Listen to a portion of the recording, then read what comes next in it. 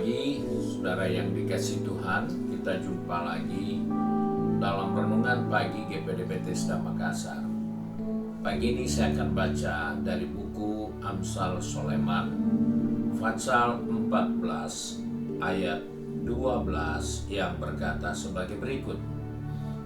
Ada jalan yang disangka orang lurus, tetapi ujungnya menuju maut.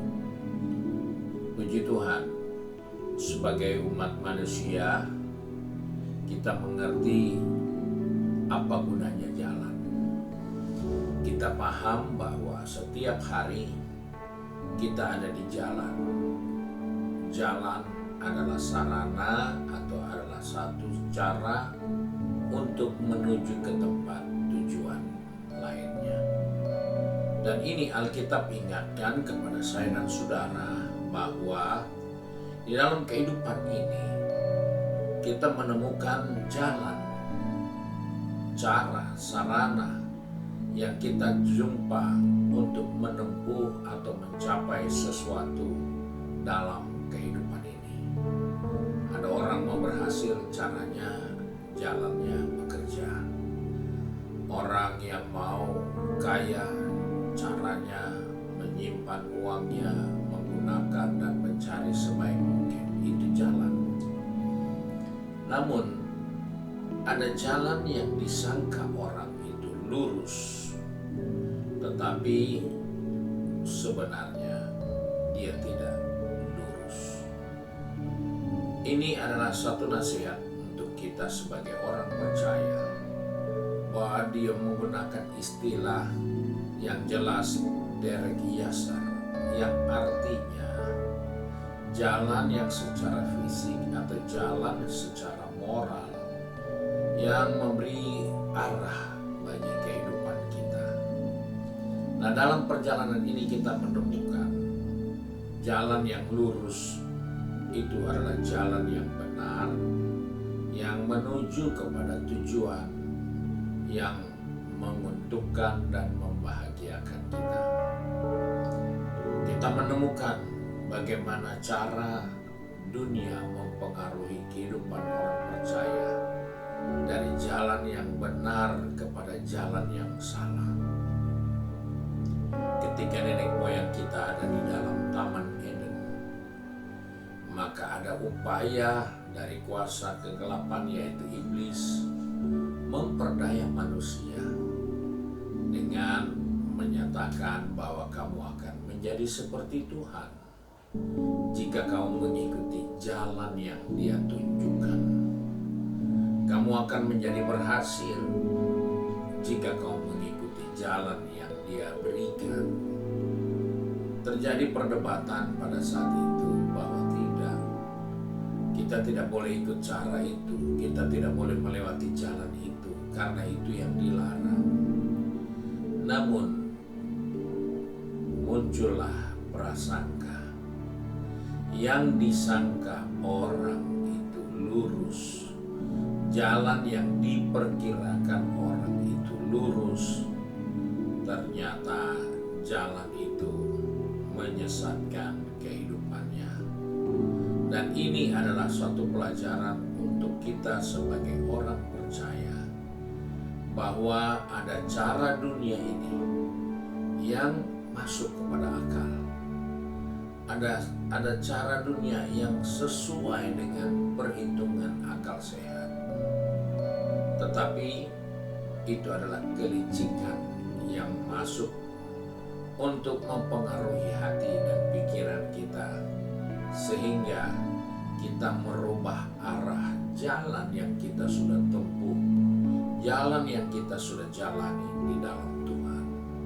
Dan hal inilah yang menyesatkan banyak anak Tuhan.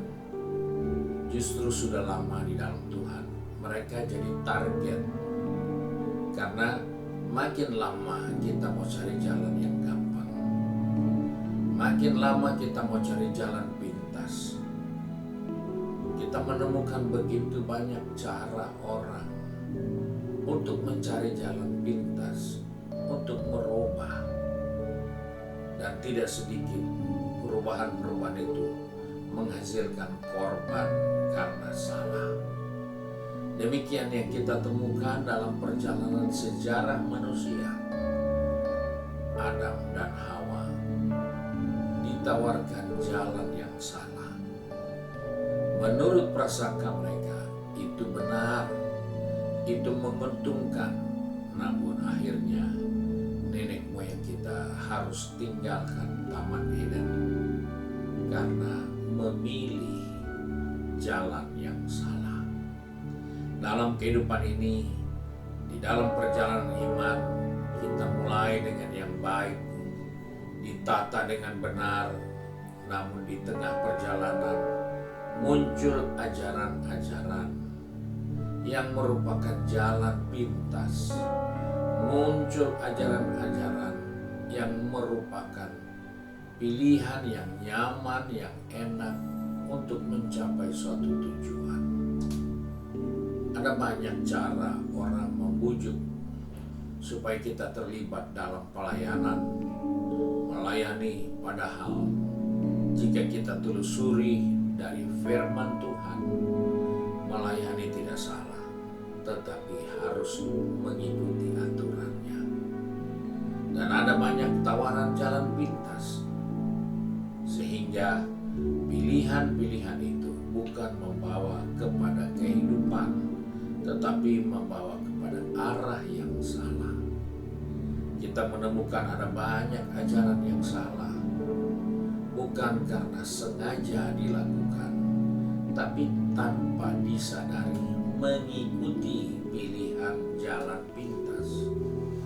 Kita menemukan ada banyak orang yang terjebak, sudah sekian lama jadi anak Tuhan, tapi akhirnya arahnya salah karena ingin jalan pintas.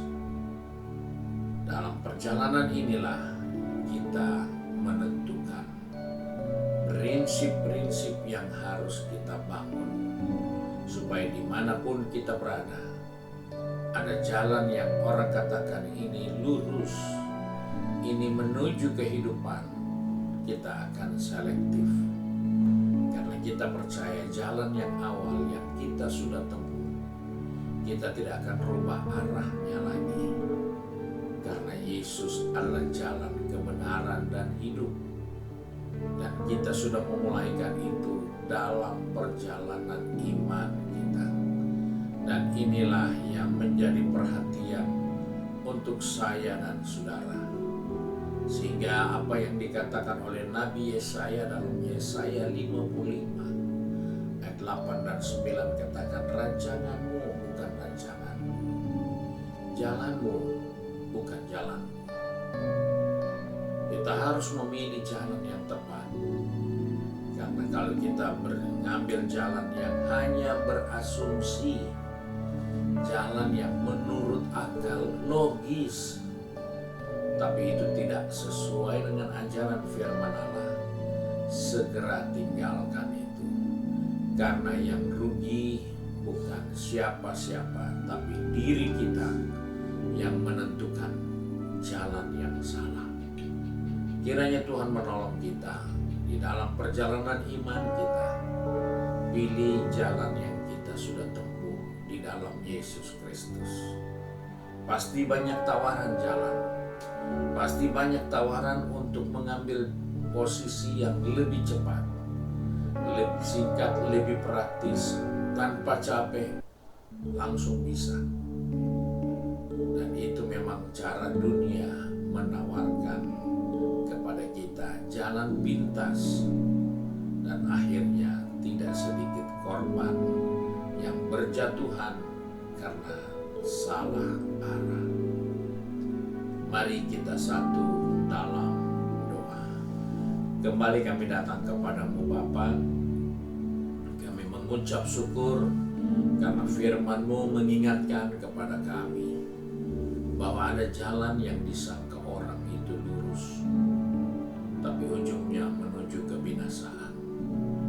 Kami sadar Tuhan bahwa di dalam perjalanan kehidupan kami ada begitu banyak tawaran-tawaran untuk memberikan kepada kami kemudahan, jalan yang lebih mudah, jalan yang lebih singkat, jalan yang menurut akal pikiran itu tepat karena itu logis. Tuhan tolong kami, pegang tangan kami, atur langkah kaki kami, supaya kami tidak mengambil arah yang salah. Karena kami sadar firman-Mu ingatkan, jalan-Mu bukan jalanku. Tuhan pegang tangan kami, atur langkah hidup kami. Baik anak-anak-Mu yang sudah pergi bekerja, berbisnis, studi, sudah sibuk dengan kegiatan di rumah tangga masing-masing, maupun dalam pengabdian pada institusi pekerjaan tanggung jawabnya. Ingatkan kami bahwa kami sudah memilih jalan yang benar, untuk kami tidak dipengaruhi oleh banyak bujukan jalan pintas, ambil pilihan-pilihan yang menurut logika itu tepat, itu baik. Tapi walaupun itu baik menurut logika, tapi itu tidak sesuai dengan firman Tuhan, maka kami diberi kekuatan untuk menentukan pilihan. Sebab itu Tuhan tolong kami di dalam perjalanan kehidupan ini. Biarlah kami selalu ada di jalan yang benar, yang membawa kami kepada kehidupan yang kekal. Terima kasih Bapa untuk berkat-Mu, baik hari ini maupun besok kami dapat bersekutu beribadah dengan Engkau. Kami tetap ada di jalan yang benar.